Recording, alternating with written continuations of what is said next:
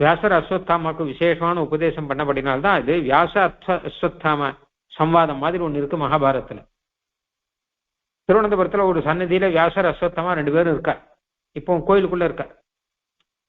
இங்க நிறைய பேர் கேட்கிறா, இதுக்கு வியாசர் அஸ்வத்தாமா 2 பேரும் இருக்காளே, என்ன ரகசியம்? இதுதான் ரகசியம். கிருஷ்ணனை பத்தி வியாசர் அஸ்வத்தாமாவுக்கு உபதேசம் பண்ணார் அப்படிங்கிறதுதான் ரகசியம்.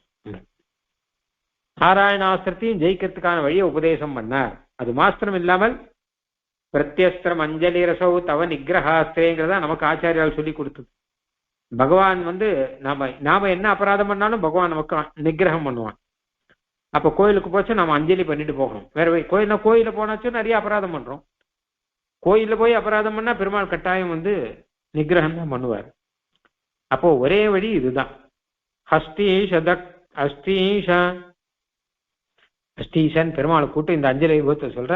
தவ துக்க விஷானுபந்தினி ஆப்ரம்ம கீட்டம் அபராகத சம்பிரயோகே துஷ்கர்ம சஞ்சயவசாத் துரதிக்கிரமேண பிரத்யஸ்திரம் அஞ்சலி ரசௌ தவ நிகிரகாசே தேசியம் அழகா சொல்ற.